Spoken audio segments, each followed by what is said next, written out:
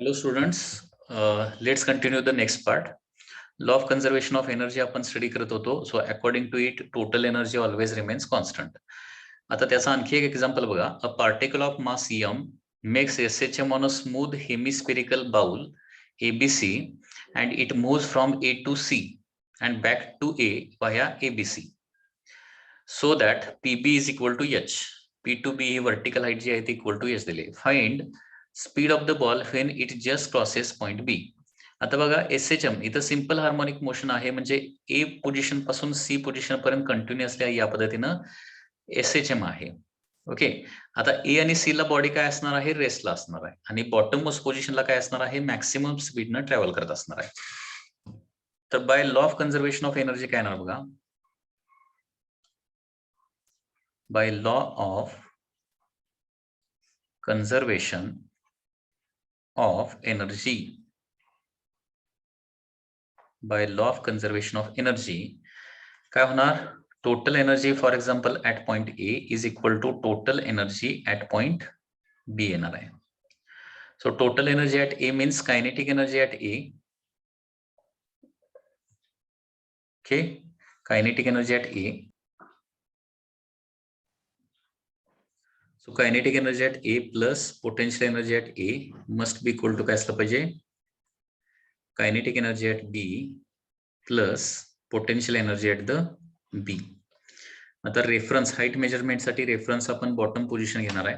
Okay, so from this bottom position we are going to measure the height. Okay, so kinetic energy at A is equal to 0 because from that position it is released.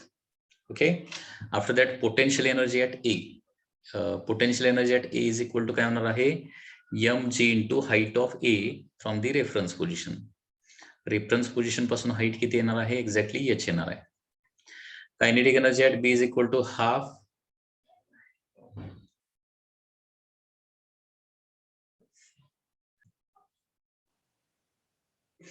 Kinetic energy at B is half m phi b square plus potential energy at B म्हणजे काय येणार आहे, 0 येणार आहे, because mg into height काय येणार आहे, 0. Now here m and m get cancel, so 2gh is equal to phi b square. So velocity at position B is equal to under root काय येणार आहे, 2gh येणार आहे. Okay, so this is the answer. Next question बघा. A child is swinging on a swing. Minimum and maximum height of the swing from the earth surface are 0.75 meter and 2 meter respectively. What will be the maximum velocity of the swing?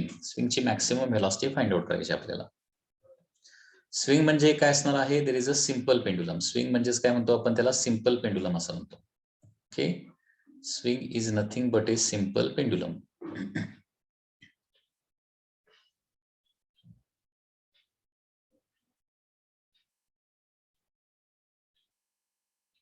Like this. Okay,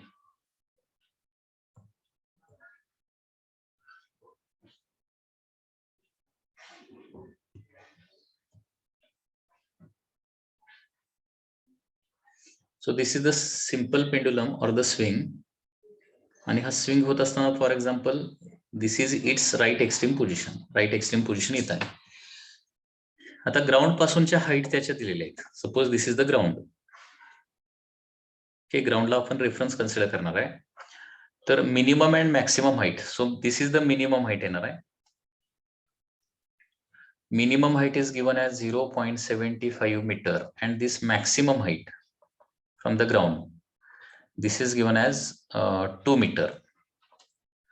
What will be maximum velocity of swing? आता swing ज्यावेळी extreme पोझिशनला असतो त्यावेळी त्याची velocity 0 असते, आणि bottom पोझिशनला असताना व्हेलॉसिटी त्याची काय असणार आहे, मॅक्सिमम असणार आहे. ठीक आहे, मग suppose this is position A, this is position B. Okay, तर total energy at A must be equal to काय असलं पाहिजे, टोटल एनर्जी ऍट बी असलं पाहिजे. So total energy at A means kinetic energy at A plus potential energy at the A. Okay, total energy at B means kinetic energy at B plus potential energy at the B. Kinetic energy at A means 0च असणार आहे, परंतु extreme पोझिशनला velocity 0, kinetic energy is equal to 0. Potential energy A पोझिशनला असताना potential energy येणार आहे mg/2 येणार आहे. कारण ए पोझिशनची हाईट किती दिली 2 metre. Kinetic energy at B म्हणजे मॅक्सिमम असणार ना, half m fee B square, ते आपल्याला फाइंड आउट करायचं आहे. Plus potential energy at B म्हणजे mg/0.75 येणार आहे, कारण बी पोझिशनची हाईट इथं आहे. Okay, so here m get cancel. Okay, so G ची व्हॅल्यू 10 घेऊया. So 20 is equal to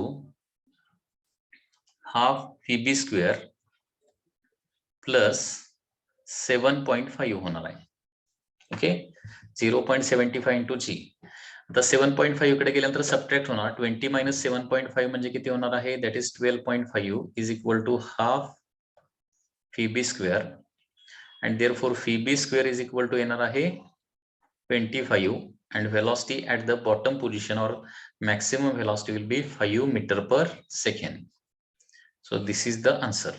5 meter per second is the answer. Okay, 5 meter per second is the answer.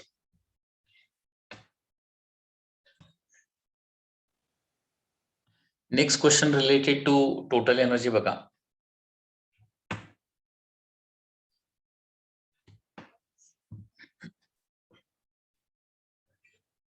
A machine which is 75% efficient uses 12 joule of energy in lifting 1 kg mass through a certain height.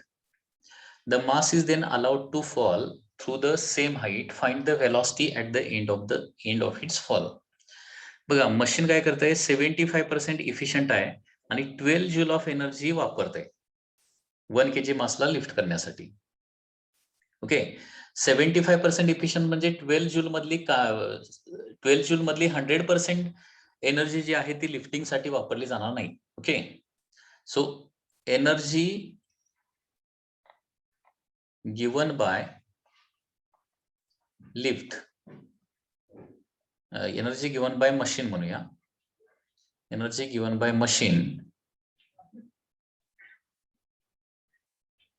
machine to lift object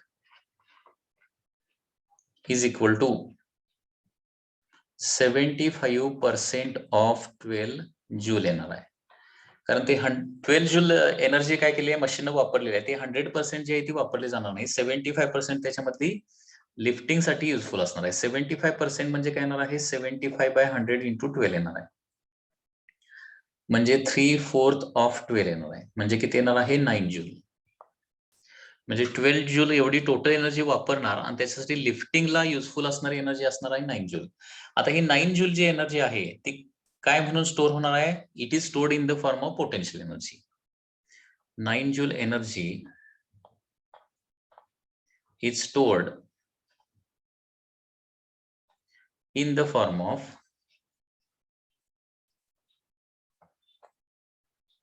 potential energy. 9 joule जे आहे ना ते potential एनर्जीच्या स्वरूपात store होणार आहे. So therefore आता इथं काय करणार आहे, सपोज आता बॉडी काय आलेली आहे, टॉपमोस्ट पोझिशनला आलेली आहे आणि तिथून खाली रिलीज करणार आहे. तर खाली पोहोचल्यानंतर suppose this is position A, this is final position B. A position पासून बी पोझिशनला पोहोचल्यानंतर व्हेलॉसिटी किती मिळणार ते आपल्याला काढायचं आहे. तर once again law of conservation of energy नुसार total energy at A is equal to total energy at B असणार आहे. टोटल एनर्जी ऍट ए म्हणजे kinetic energy at A plus potential energy at the A is equal to total energy at B, means that is kinetic energy at B plus potential energy at the B येणार आहे. Kinetic energy इथून drop करणार ना, त्याच्यामुळे kinetic energy 0 असणार आहे आणि लिफ्टनं दिलेली जी एनर्जी आहे ना तीच पोटेन्शियल एनर्जीच्या स्वरूपात बॉडीमध्ये स्टोअर होणार आहे. तर हे येणार आहे पोटेन्शियल एनर्जी ऍट ए म्हणजे 9 जूल येणार आहे. कायनेटिक एनर्जी ऍट बी म्हणजे हाफ m फी स्क्वेअर आणि बी म्हणजे काय येणार आहे, बॉटम पोझिशन, हाईट येणार नाहीये, त्याच्यामुळे पोटेन्शियल एनर्जी 0 येणार आहे. So 18 is equal to m v square येणार आहे. m ची व्हॅल्यू किती दिले, मास इज 1 kg दिले, mass is equal to 1 kg, so v square is equal to 18 येणार आहे. So v is equal to काय येणार आहे, √18 metre per second. So √18 metre per second या व्हेलॉसिटीनं काय होणार आहे, ती बॉडी सरफेसला स्ट्राईक होणार आहे. Okay, so this is the answer. तर हा प्रॉब्लेम लक्षात आला का बघा. पहिली गोष्ट म्हणजे इफिशियन्सी दिली 75% इफिशियंट म्हणजे मशीन जे आहे ना ते 12 जूल वापरते बॉडीला लिफ्ट करायला, परंतु 12 जूल मधली सगळीच्या सगळी एनर्जी लिफ्टिंगसाठी वापरली जाणार नाही. ओके, 12 जूल मधली 75% एनर्जी लिफ्टिंगसाठी वापरली जाणार. 75% 12 जूल मधलं 75% म्हणजे energy given by machine to lift object is equal to 75% of the 12 joule. Okay, इफिशियन्सीनं मल्टिप्लाय करावं लागेल आपल्याला.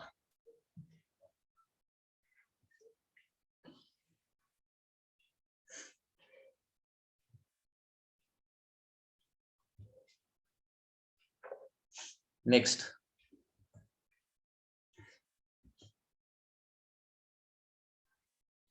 a spherical ball of mass 20 kg is stationary at the top of the hill 100 meter of height 100 meter. It rolls down a smooth surface to the ground and then climb up another hill of 30 meter and finally rolls on a horizontal base at a height 20 meter above the ground. Find the velocity attained by ball when moving on horizontal base. म्हणजे question कसा आहे तो लक्षात आला का बघा. Spherical ball of mass 20 kg is stationary at the top of hill. There is a hill like this. त्याची total height किती आहे? Total height is 100 meter.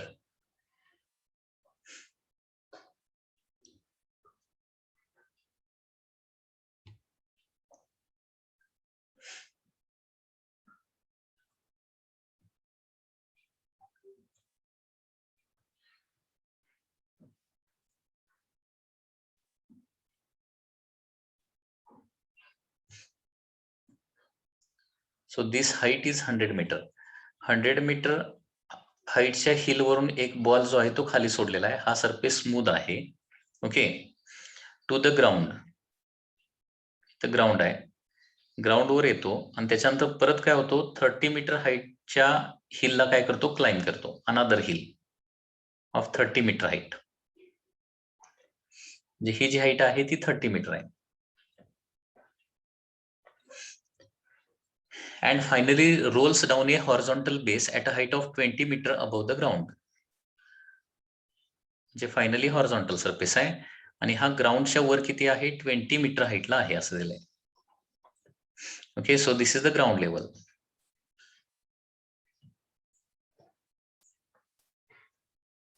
So question is given like this. A spherical ball of mass 20 kg, mass is given as 20 kg, is stationary at the top of hill of height 100 meter. It rolls down a smooth surface to the ground, then climb up another hill of height 30 meter and finally rolls down a horizontal base at a height of 20 meter above the ground. Find the velocity attained by ball when it is moving on the horizontal base. म्हणजे या base वरून जात असताना याची velocity किती असणार आहे. तर आता पुन्हा एकदा बघा, इथं law of conservation of energy नुसार हा जो पॉइंट आहे त्याला ए कन्सिडर करणार आणि फायनल हा जो पॉइंट आहे त्याला काय करणार मी बी कन्सिडर करणार आहे. So total energy at A must be equal to काय असलं पाहिजे, टोटल एनर्जी ऍट बी असलं पाहिजे. That is kinetic energy at A plus potential energy at A must be equal to काय असलं पाहिजे, दॅट इज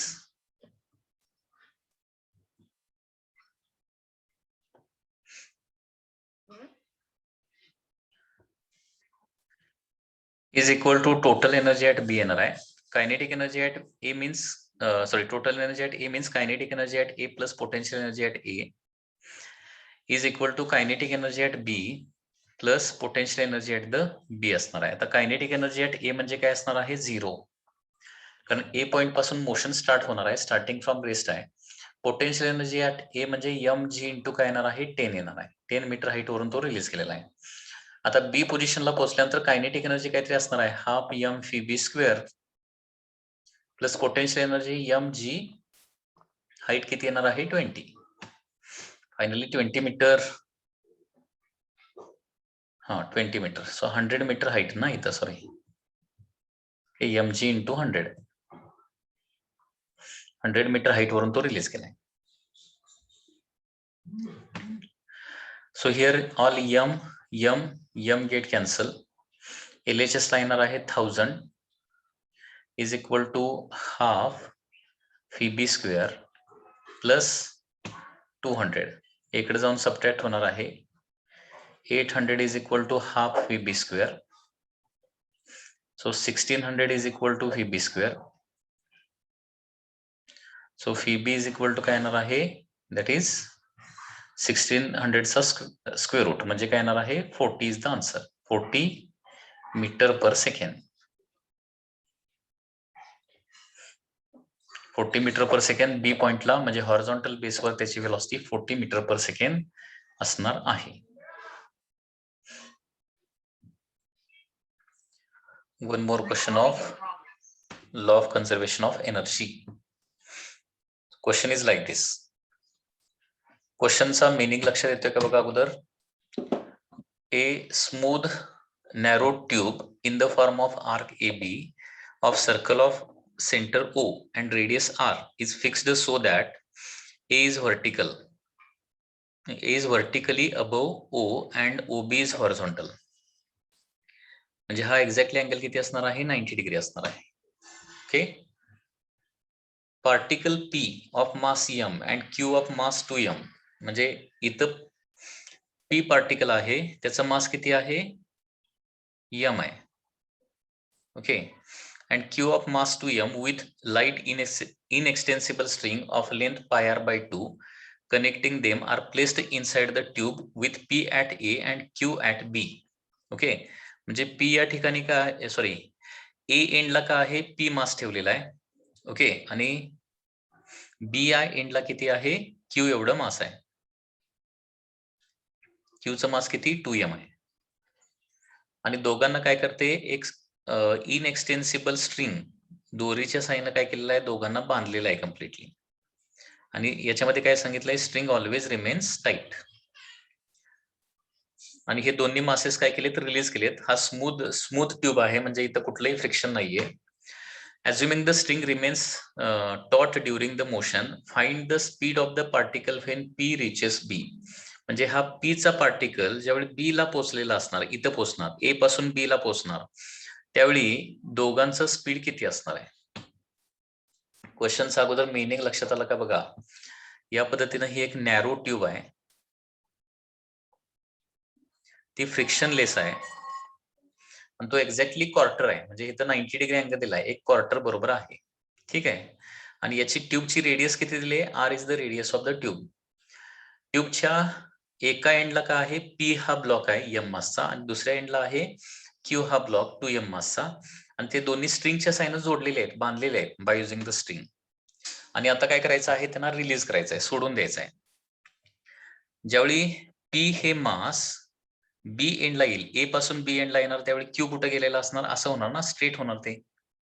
म्हणजे ज्यावेळी P इथं आलेला असणार लक्षात येते का बघा ज्यावेळी P इथं आलेला असणार आहे ओके त्यावेळी Q कुठे गेलेला असणार इथं खाली गेलेला असणार आहे असं त्या क्वेश्चनचा मिनिंग घ्यायचा आहे. त्यावेळी P हे जे मास A एंड पासून B एंडला आलं तर P आणि Q ची दोघांची मिळून व्हेलॉसिटी किती होणार आहे. तर by using law of conservation of energy आपण हे सॉल्व्ह करू शकतो. तर काय होणार बघा total energy at A must be equal to काय असलं पाहिजे टोटल एनर्जी ऍट B असलं पाहिजे. टोटल एनर्जी ऍट A म्हणजे काय येणार आहे total energy of P at A plus total energy of Q at A येणार आहे.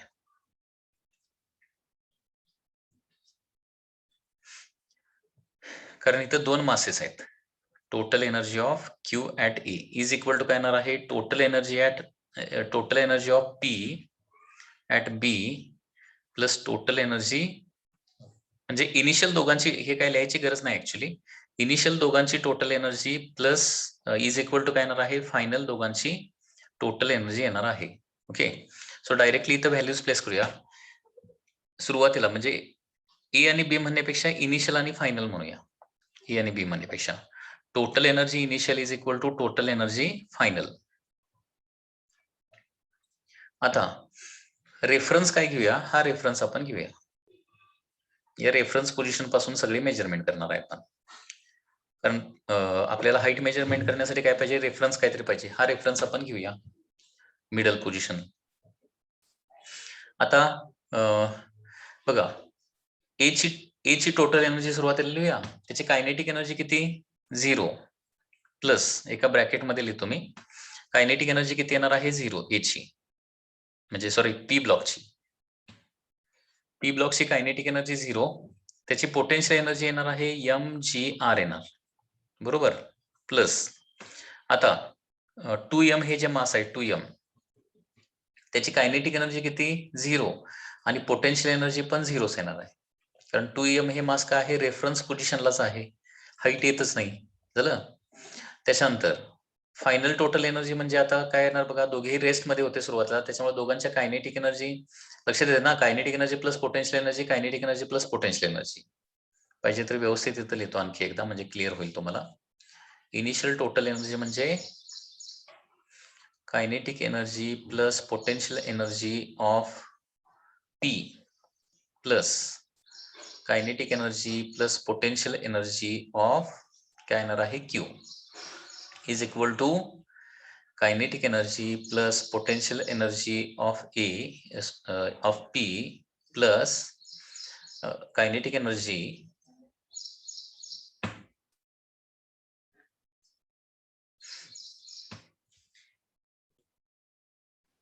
सुरुवातीला हे दोन मासेस पी क्यू जे आहेत ते दोरेच्या दोन्ही एंडला बांधलेले आहेत आणि असे ट्यूब मध्ये आहेत दोन्ही. आणि त्याच्यानंतर काय केलं, दोघांना सोडून दिलं. सोडून दिल्यानंतर काय होणार आहे, पी जे आहे ते इथे येणार आणि क्यू जे आहे ते खाली गेलेलं असणार आहे. तर त्यावेळी दोघांची व्हेलॉसिटी किती असणार, डाऊनवर्ड डायरेक्शन. दोघांची व्हेलॉसिटी फी एवढीच असणार आहे, सेम. कारण दोघे एकाच स्ट्रिंगनं काय केलेले आहेत, बांधलेले आहेत.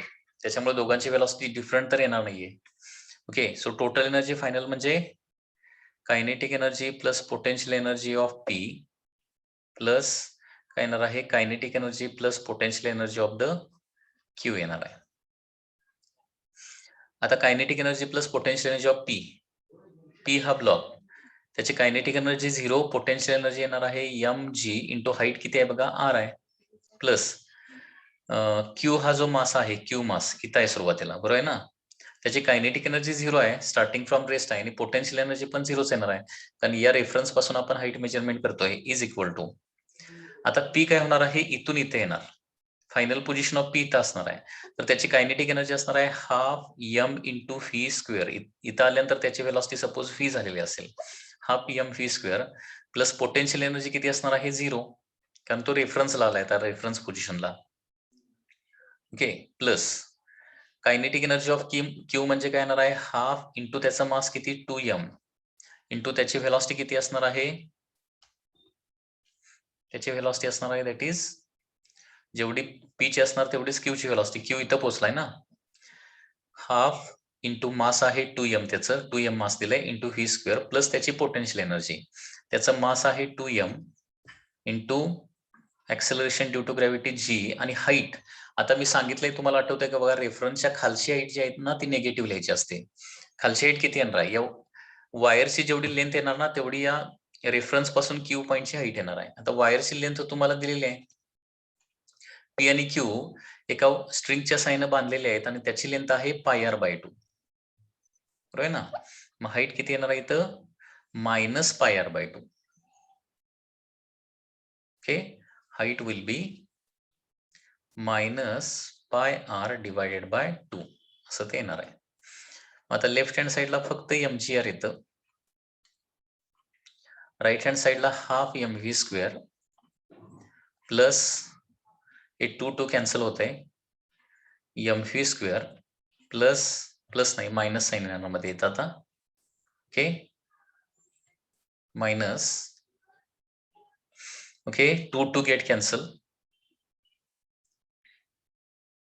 mg पाय r येणार आहे. Now m and m all get cancel. Okay, so gr is equal to, इथं फी स्क्वेअर कॉमन काढूया या दोन टर्म मधलं. फी स्क्वेअर कॉमन काढलं तर काय येणार आहे, हाफ प्लस 1 म्हणजे 3/2 येणार आहे. Okay, minus pi g R, हे इकडे आणूया म्हणजे प्लस होईल, पाय g r plus g R. Okay, मग जी आर जर कॉमन काढलं तर काय होणार आहे, पाय प्लस 1 होणार आहे. Okay, pi g r plus g r, pi plus 1 किंवा 1 plus pi is equal to v square into काय येणार आहे, 3/2 येणार आहे.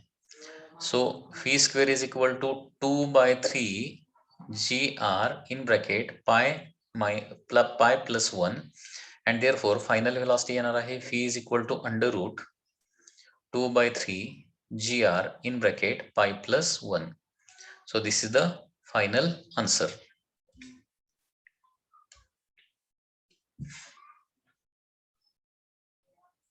या पद्धतीने हे आन्सर येणार आहे.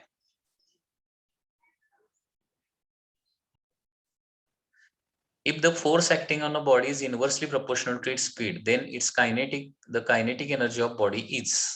Okay. क्वेश्चन मध्ये काय दिलंय बघा, force of the body is inversely proportional to speed असं म्हटलंय. Okay, just a minute.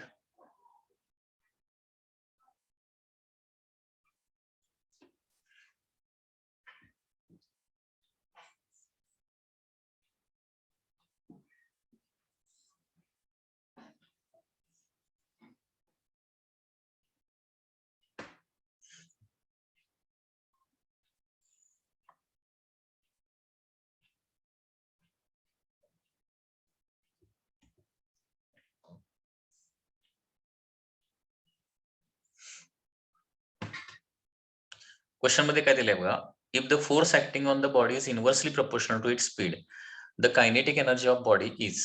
तर क्वेश्चन मध्ये म्हटलंय force is inversely proportional to speed असं म्हटलंय. आता फोर्स म्हणजे असतं mass into acceleration. Okay,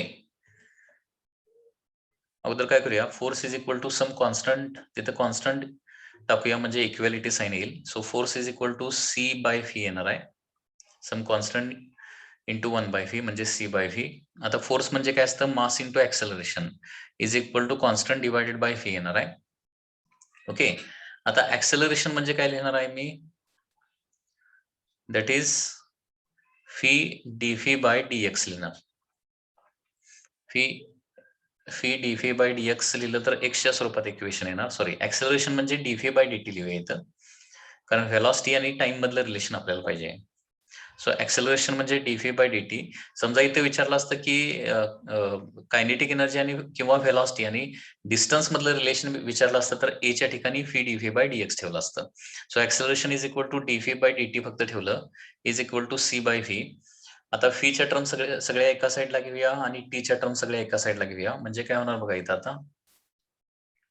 so m v D v is equal to, v LHS आणलेला आहे, m v D v is equal to काय येणार आहे, सी डी टी येणार आहे. आता दोन्ही साईडचं इंटिग्रेशन घेऊया. M is a constant as it is, phi D व्हीचं इंटिग्रेशन येणार आहे phi square by 2. Okay, is equal to C is a constant as it is, integration of D T म्हणजे काय येणार आहे, टी येणार आहे. Integration of D T is equal to T. आता एलएचएस ला बघा, half M V square directly आलेला आहे तुमचं, half M V square is equal to c into t. Half M V square म्हणजेच काय असणार आहे, kinetic energy is equal to c t. So याचा मिनिंग काय होणार आहे, kinetic energy is directly proportional to काय असणार आहे, टाइम असणार आहे. So directly proportional to time is the answer.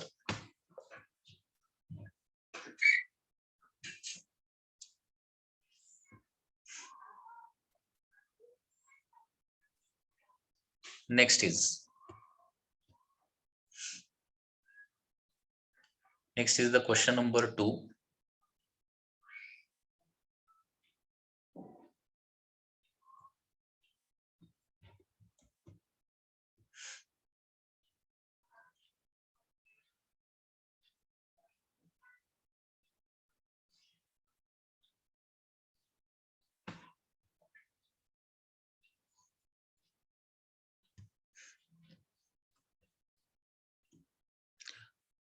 If the speed of vehicle increased by 1 meter per second, then its kinetic energy is doubled. Then original speed of the vehicle is. तर kinetic एनर्जीचा formula असतो half M V square. Okay, so vehicle तेच आहे म्हणजे half आणि m constant राहणार आहे. So K2 divided by K1 is equal to काय लिहू शकतो आपण, V2 डिवायडेड बाय V1 लिहू शकतो स्क्वेअर.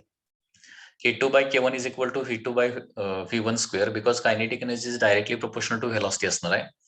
आता काय दिलंय, when the speed of vehicle is increased by 1, kinetic energy is doubled. म्हणजे सुरुवातीला kinetic energy 1 असेल तर नंतर kinetic energy काय होणार आहे, 2 होणार आहे. kinetic energy is double. आणि स्पीड काय केलंय, सुरुवातीला स्पीड v असेल तर नंतर स्पीड किती होत आहे, if the speed is increased by 1 तर v प्लस 1 होणार. ओके, म्हणजे स्पीड ज्यावेळी काय होणार आहे, फीचं v प्लस 1 होणार आहे त्यावेळी कायनेटिक एनर्जी 1 ची 2 होणार आहे. दोन्ही बाजूचा स्क्वेअर रूट काढूया. So root 2 divided by 1 is equal to काय येणार आहे, v plus 1 divided by v येणार. हे क्रॉस मल्टिप्लिकेशन करूया. Root 2 v is equal to v plus 1. v ला एका साईडला घेऊया. That is root 2 v minus v is equal to 1 येणार आहे. सो v कॉमन काढलं तर root 2 minus 1 is equal to 1 येणार आहे. सो व्हेलॉसिटी येणार आहे 1 डिवायडेड बाय रूट 2 मायनस 1 येणार आहे. ही व्हेलॉसिटी येणार आहे. ओके, आता याचं रॅशनलायझेशन करूया. रॅशनलायझेशन म्हणजे काय, रूट 2 मायनस 1 ला 1 अपॉन रूट 2 मायनस 1 ला रूट 2 प्लस 1 रूट 2 प्लस 1 न मल्टिप्लाय करूया न्यूमरेटर डिनॉमिनेटरला. न्यूमरेटर डिनॉमिनेटरला काय करायचं आहे, रूट 2 प्लस 1 आणि रूट 2 प्लस 1 न मल्टिप्लाय करायचं आहे. न्यूमरेटर काय राहणार आहे, रूट 2 प्लस 1 कळलं ना, रूट 2 प्लस 1 आणि डिनॉमिनेटर काय होणार, 1 होणार. कारण a minus B A minus B into A plus B म्हणजे काय होणार आहे, A square minus B square होणार आहे. A square minus B square म्हणजे रूट 2 चा स्क्वेअर 2 मायनस 1 चा स्क्वेअर 1. 2 मायनस 1 म्हणजे 1च येते. सो फायनल आन्सर येणार आहे root 2 plus 1 is the final answer. Root 2 plus 1 is the final answer. Okay,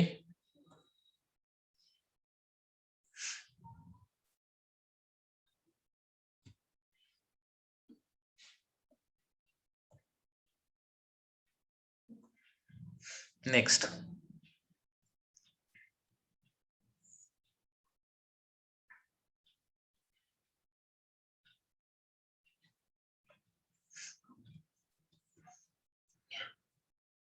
A running man has half kinetic energy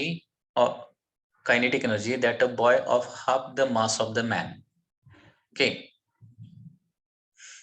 running man ची kinetic energy जी आहे ती half दिलेली आहे. So kinetic energy of the man is half times kinetic energy of the boy असं म्हटलेलं आहे.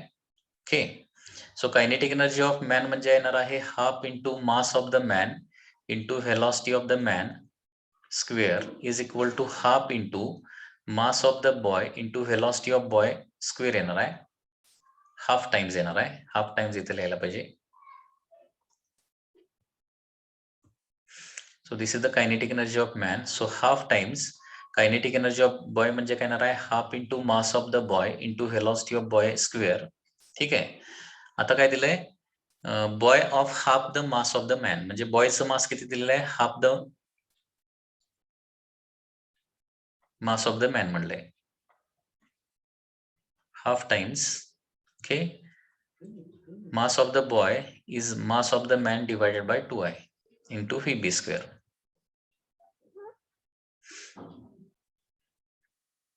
आता याच्यामध्ये half and half get cancel, mass of the man get cancel. So φm square is equal to φb square divided by काय येणार आहे, 4 येणार आहे. So φm is equal to काय येणार आहे, φb बाय 2 असणार आहे. कायनेटिक एनर्जी सेम असताना φm is equal to φb bye 2 येणार आहे. Okay, then has the same kinetic energy that of the boy.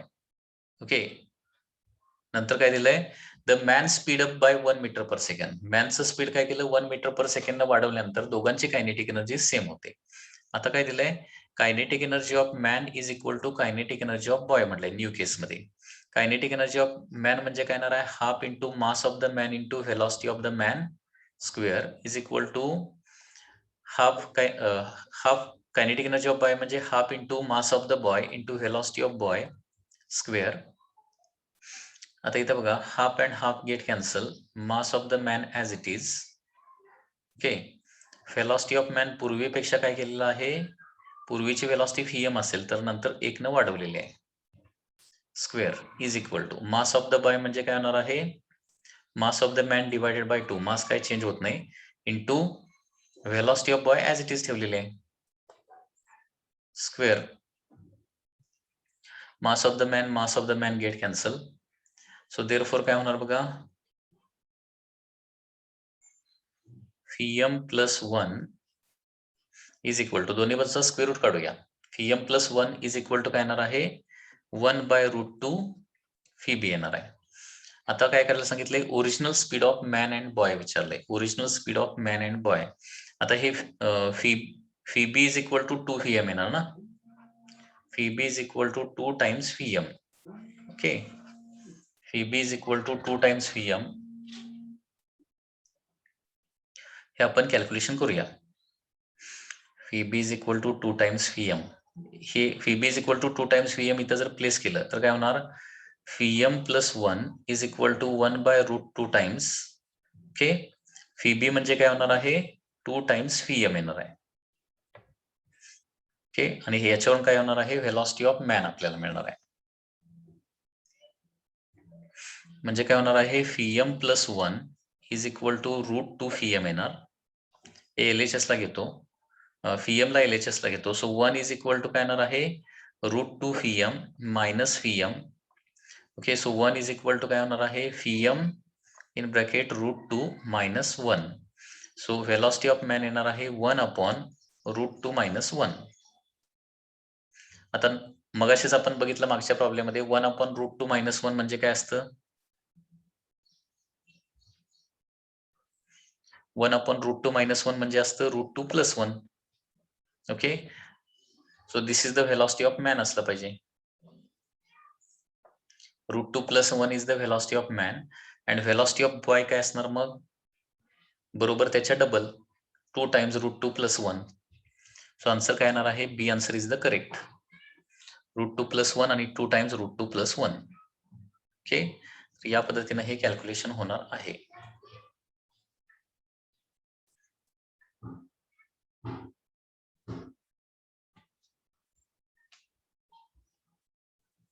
हा प्रॉब्लेम व्हिडिओमध्ये पुन्हा एकदा रिपीट बघा म्हणजे तुम्हाला लक्षात येईल. सगळे कॅल्क्युलेशनचा पार्ट आहे. भरपूर कॅल्क्युलेशन करावं लागणार आहे.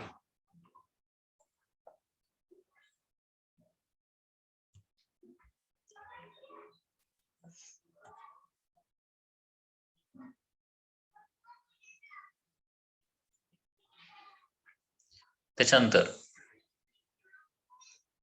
two bodies of masses m1 and m2. Two bodies of masses m1 and m2 have same momentum. Ratio of their kinetic energies is. Okay kinetic एनर्जीचा रेशो विचारलाय तर कायनेटिक एनर्जीचा फॉर्म्युला त्याच्यासाठी पाठ पाहिजे तुम्हाला. कायनेटिक एनर्जीचा formula in terms of momentum काय आहे p²/2m आहे. दोघांचं मोमेंटम सेम आहे असं म्हटलंय. सेम मोमेंटम म्हणजे p constant 2 constant. So kinetic energy is inversely proportional to काय येणार आहे मग मास येणार आहे. And therefore ratio of their kinetic energy काय येणार आहे k1/k2 is equal to m2/m1. So last answer येणार आहे. Okay last answer is the correct answer. Next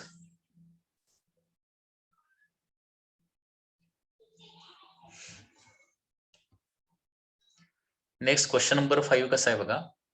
if linear momentum is increased by 50% then kinetic energy will increase bye.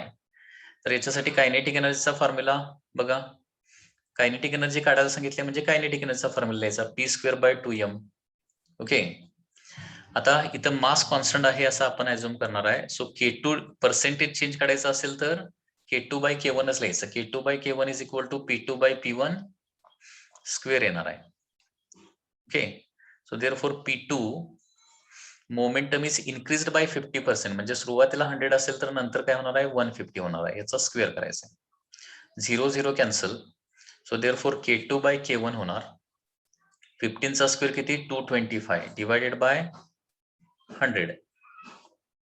म्हणजे सुरुवातीला kinetic energy 100 असेल तर new kinetic energy 225 होणार. म्हणजे 100चं 225 होणार म्हणजे किती पर्सेंट वाढणार आहे it will increase by 125%.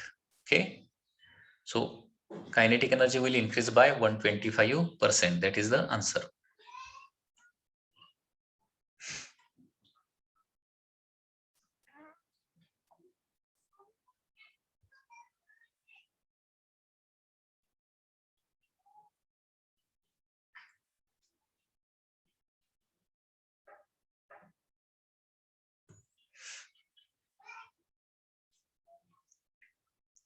Next question,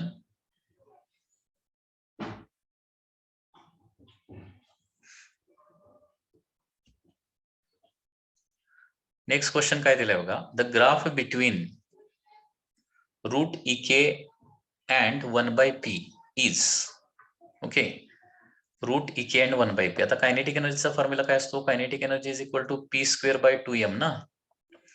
मग दोन्ही साईडचा स्क्वेअर रूट काढला तर root K is equal to काय येणार आहे, p/√2m येणार.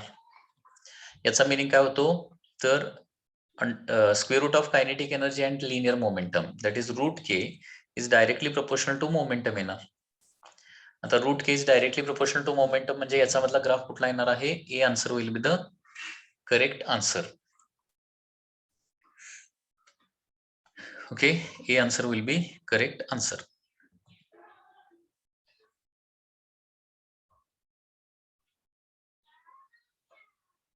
Okay, next.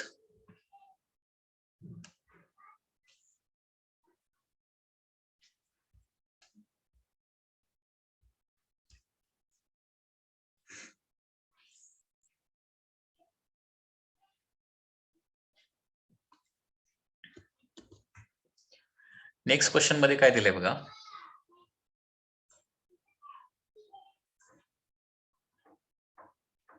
that is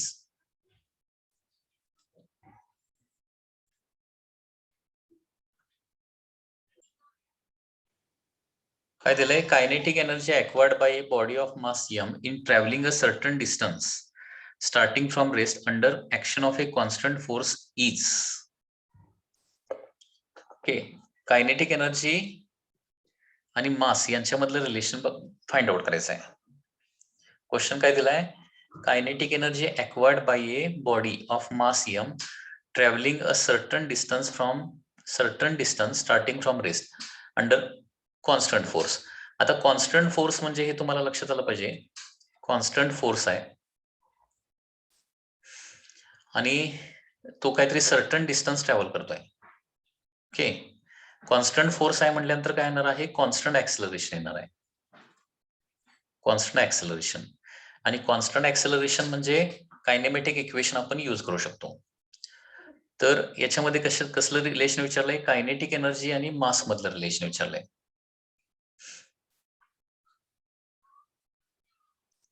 okay, constant force आहे ना, कॉन्स्टंट ऍक्सेलरेशन आहे. मग आता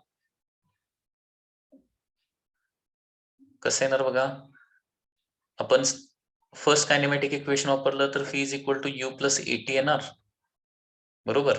सो स्टार्टिंग फ्रॉम रेस्ट म्हणजे फी इज इक्वल टू AT येणार आहे, बरोबर ना.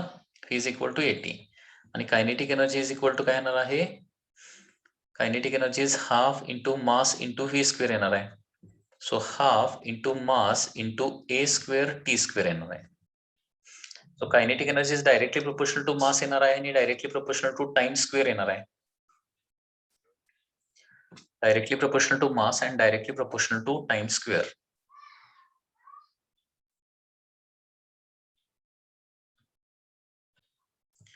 आता हा जो फॉर्म्युला आहे या क्वेश्चन मध्ये सपोज असं दिलं असतं, kinetic energy acquired by a body of mass m traveling in a certain time starting from rest.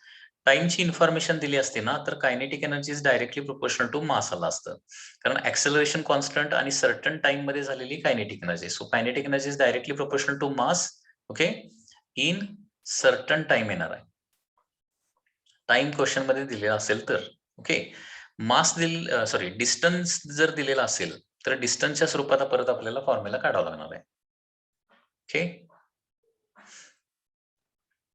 डिस्टन्सच्या स्वरूपात ऍक्सेलरेशन म्हणजे परत फोर्स बाय मास येणार ना. ऍक्सेलरेशन नाही, ऍक्सेलरेशन कॉन्स्टंट आहे का, नाही, मास व्हेरिएबल आहे म्हटलंय, बॉडी तीच नाही, मास पण व्हॅरी होणार आहे. सॉरी, जस्ट अ मिनिट हा. याच्यामध्ये kinetic energy is directly proportional to mass येईलच असं नाहीये, कारण आपल्याला ऍक्सेलरेशन जे आहे ना ते रिप्लेस करावं लागणार आहे, कारण इथं मास व्हेरिएबल आहे असं म्हटलंय.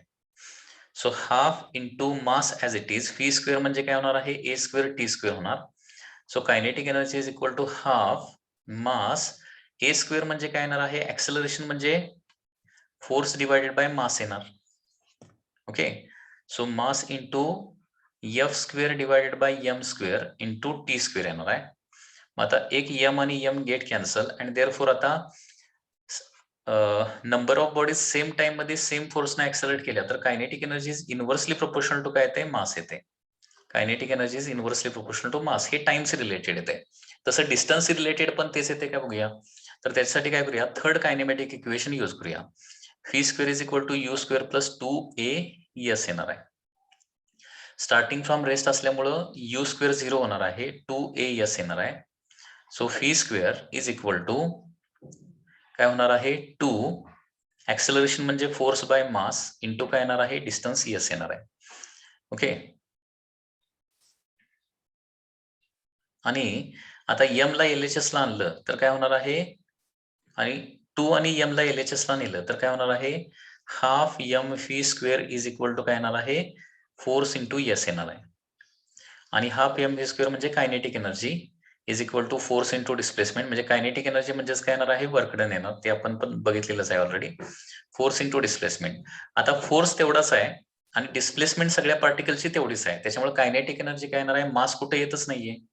So kinetic energy is independent of m येणार. So D is the answer येणार आहे. म्हणजे हा क्वेश्चन बघा खूप इम्पॉर्टंट क्वेश्चन आहे, कन्सेप्च्युअल क्वेश्चन आहे. तर याच्यामध्ये क्वेश्चन मध्ये थोडंसं व्हेरिएशन केलं तर आन्सर काय येते बघा. एक म्हणजे नंबर ऑफ बॉडीज, डिफरंट मासच्या नंबर ऑफ बॉडीज आहेत असं आपण म्हणूया. नंबर ऑफ डिफरंट मासच्या नंबर ऑफ बॉडीज आहेत आणि त्यांच्यावर सेम फोर्स अप्लाय केला आणि सगळ्या बॉडी तेवढ्याच डिस्टन्स मधून ऍक्सेलरेट केलेल्या आहेत. स्टार्टिंग फ्रॉम बेस तेवढ्याच डिस्टन्स मधून ऍक्सेलरेट केल्या. ओके, तर kinetic energy is independent of mass येतं.